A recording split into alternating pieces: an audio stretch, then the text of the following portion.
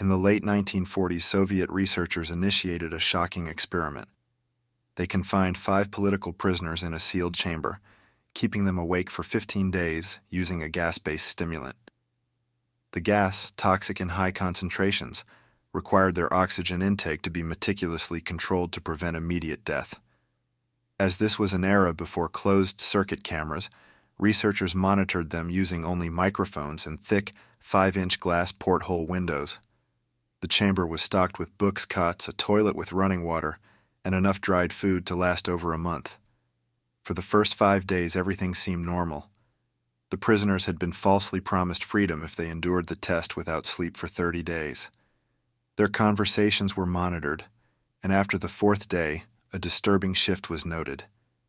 They began to talk about increasingly traumatic incidents from their past, and the overall tone of their dialogue took on a much darker, more sinister aspect. By the 5th day, a profound shift occurred. The subjects began to complain about the very circumstances that had led them there, their paranoia escalating to a fever pitch. Their once communal conversations ceased entirely. Instead, they began whispering to the microphones in the one-way portholes. In a chillingly coordinated betrayal, each of them seemed to believe they could win the favor of the experimenters by turning over their comrades. The researchers initially suspected this was merely a side effect of the gas, a grim twist of chemical psychosis, but the true horror was yet to unfold. On the 9th day, the first of the subjects shattered the silence with a piercing scream. He ran the entire length of the chamber, his cries echoing for 3 unrelenting hours until his voice was reduced to nothing more than strained squeaks. The researchers theorized that he had physically torn his vocal cords, but the most unsettling part of this episode was the complete lack of reaction from the other captives. They continued their eerie whispers, unfazed by their companion's agony, until a second subject began to scream. In a moment of terrifying calmness, the 2 non-screaming subjects took their books apart, smeared every page with their own feces, and then plastered the foul pages over the glass portholes, completely obscuring the view. The screaming stopped immediately. So did the whispering to the microphones. The chamber fell into a deafening, terrifying silence. For the next 3 days, the chamber remained eerily silent. Researchers checked the microphones hourly, unable to comprehend how 5 people could exist in such complete stillness. The only sign of life was the staggering oxygen consumption rate, which indicated that all 5 subjects were still alive. And at a level of exertion so strenuous, it was as if they were performing heavy physical labor. On the morning of the 14th day, desperate to provoke any kind of response, the researchers broke their own rules. They activated the intercom inside the chamber. "We are opening the chamber to test the microphones," a voice boomed. "Step away from the door and lie flat on the floor, or you will be shot. Compliance will earn one of you your immediate freedom." The response was swift and chilling. A single calm voice replied, "We no longer want to be freed." A furious debate erupted among the researchers and the military officials funding the project. Unable to get any further response, they finally decided to open the chamber at midnight on the 15th day. As the stimulant gas was flushed out and replaced with fresh air, the microphones exploded with sound. 3 different voices, each laced with a desperate terror, began pleading for their lives, begging the researchers to turn the gas back on. The soldiers who entered the chamber were met with screams more horrifying than any they had heard before, and when they saw what was inside, they joined in. 4 of the 5 subjects were still alive, but to call them living was a grotesque overstatement. The food rations past the 5th day lay untouched. The center drain was clogged with chunks of flesh, torn from the dead subject's thighs and chest, causing 4 inches of water, or something resembling it, to pool on the floor. An exact determination of how much of that liquid was actually blood was never made. All 4 survivors had massive portions of their muscles and skin ripped from their bodies. The exposed bone and destroyed flesh on their fingertips indicated that the wounds had been self-inflicted, not with teeth as researchers first suspected, but by hand. A closer examination of the wounds' angles revealed they had meticulously dismembered themselves. The most horrifying discovery was their abdominal organs. Below the rib cage of every subject, Their digestive organs had been meticulously removed and laid out on the floor, fanned around their still-breathing bodies. The hearts, lungs, and diaphragm remained in place, but the skin and muscles over their ribs were torn away, exposing their lungs through their open rib cages. And yet, their digestive tracts were still working, digesting what they had so meticulously torn from their own bodies and consumed over the past days. The soldiers, many of whom were Russian special operatives, refused to re-enter the chamber. The surviving subjects screamed for the gas to be turned back on, alternating between pleading and demanding to be kept awake. They put up a ferocious fight as they were finally removed. One soldier died when his throat was ripped out.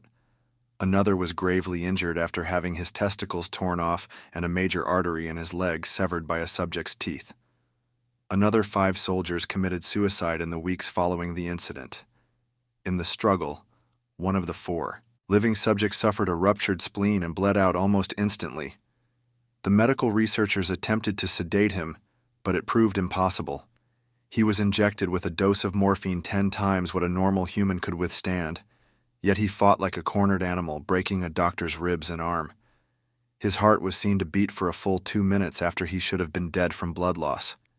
Even after his heart stopped, he continued to scream and flail for another 3 minutes, struggling to attack anyone within reach and repeating the word "more" over and over until he finally went silent. The remaining 3 survivors were heavily restrained and moved to a medical facility. The 2 with intact vocal cords continuously begged for the gas, demanding to be kept awake at any cost.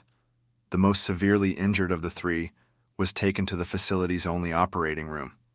As they prepared him for surgery to replace his organs, they discovered he was immune to the sedative they had administered.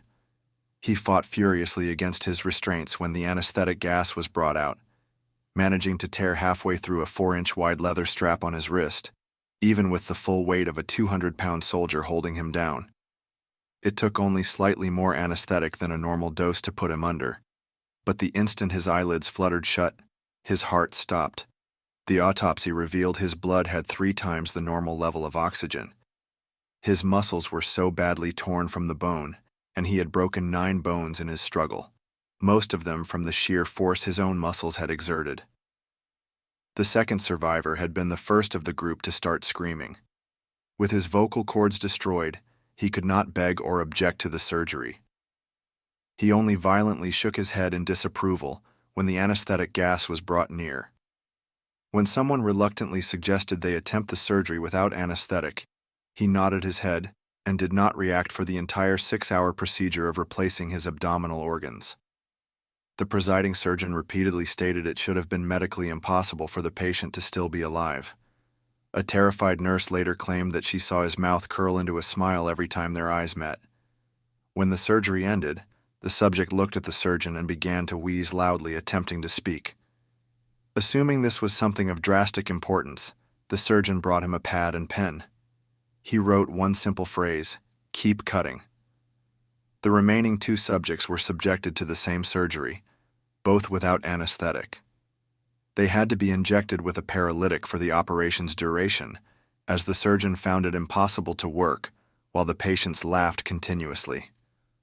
Once paralyzed, they could only follow the attending researchers with their eyes.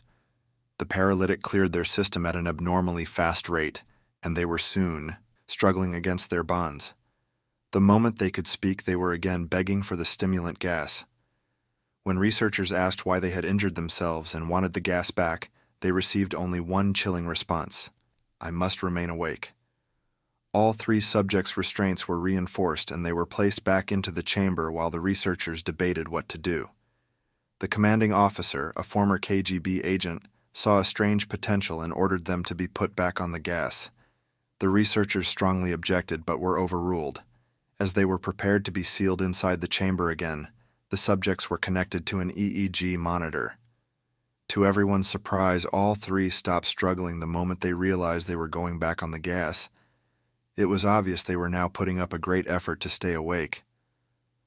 One of the subjects who could speak began to hum loudly and continuously. The mute subject strained his legs against his leather bonds with all his might. Left, then right, then left again. The last subject held his head off his pillow, blinking rapidly. As researchers monitored his brainwaves, they were stunned. The readings were normal, but at times they inexplicably flatlined, as if he were repeatedly suffering from brain death before returning to normal. As they focused on the scrolling paper of the monitor, only one nurse saw his eyes finally slip shut. The moment his head hit the pillow, his brain waves changed to that of a deep sleep, then flatlined for the last time as his heart simultaneously stopped. The only remaining subject who could speak began screaming to be sealed in now.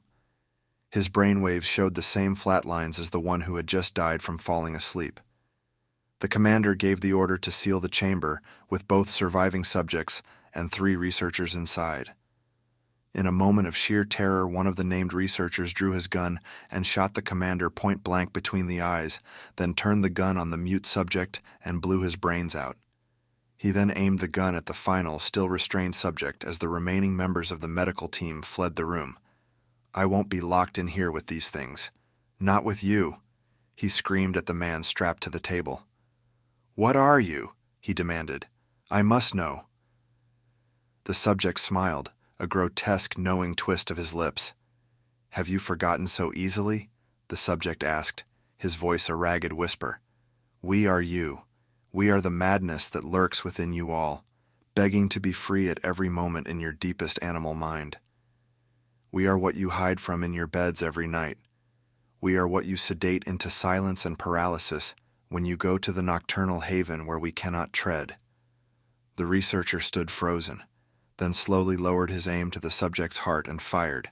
The EEG monitor flatlined as the subject weakly choked out, "So nearly free."